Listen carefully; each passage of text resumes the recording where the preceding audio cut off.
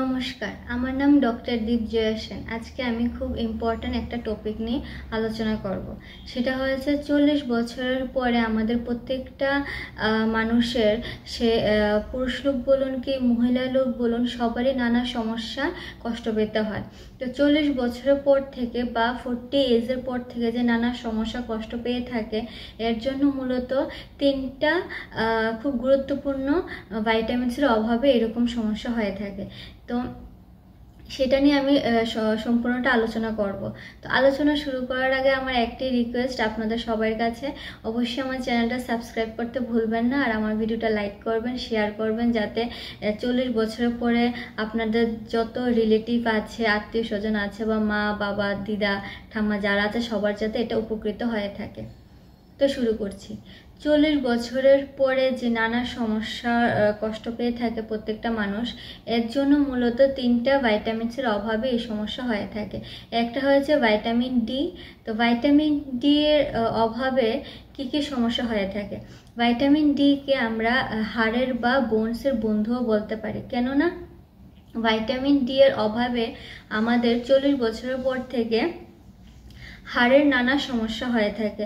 যেমন আমাদের প্রায় প্রত্যেকটা ঘরে ঘরে লক্ষ্য করবেন যে আমাদের ঘরে যে বয়স্ক লোক থাকে, যেমন আমাদের দিদা ঠাম্মা বা মা বাবা, প্রত্যেকে একই সমস্যা থাকে যে বসলে উঠতে কষ্ট হয় বা উঠলে বসতে কষ্ট হয়, সিঁড়ি দিয়ে উঠানামা করতে কষ্ট হয়, হাঁটু ব্যথা হয়, কোমরে ব্যথা হয়, মানে হাড় রিলেটেড, মানে বোনস রিলেটেড যত সমস্যা হয় এরকম সমস্যা হয়ে থাকে। কেননা কারণ আমাদের হাড়ের মধ্যে ক্যালসিয়াম দিনের পর দিন কমতে থাকে।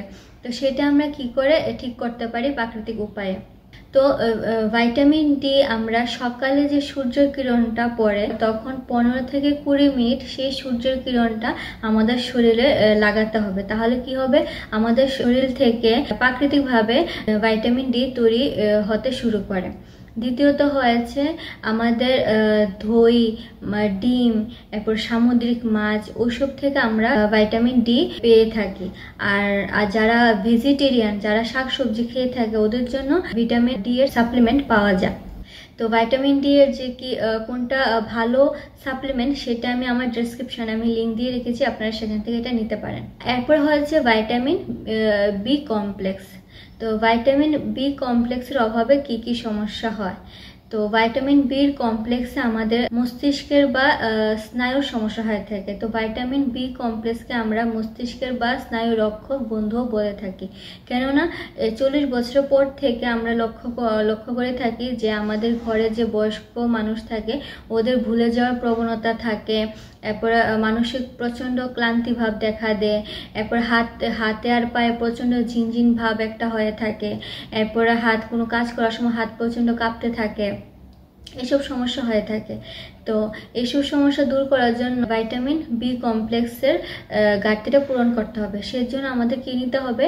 সেজন্য আমাদের মিল্ক বা মিল্ক জাতীয় প্রোডাক্ট, যারা দুধের কোনো অ্যালার্জি থাকে বা দুধ খেলে গ্যাস হওয়ার প্রবণতা থাকে, ওদের যদি দুধ খেতে না পারে, তাহলে দুধের তৈরি পনির, ছানা এসব খেতে পারে, বা চিজ এসব খেতে পারে।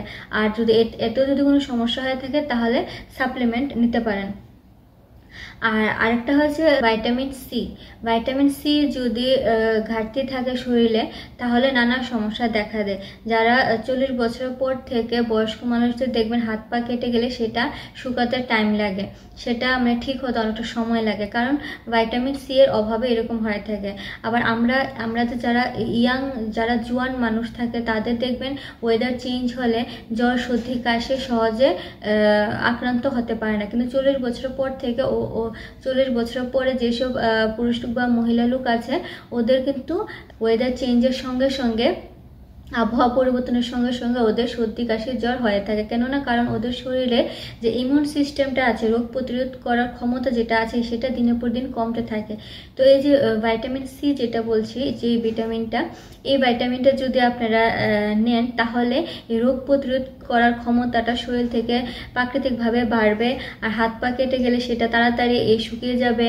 তারপর ত্বকের উজ্জ্বলতা বাড়বে, ত্বকের যে শুষ্কনেস থাকে সেটা দূর হবে। তো সেটা আপনারা সাপ্লিমেন্ট হিসেবেও কোনো ট্যাবলেট নিতে পারেন।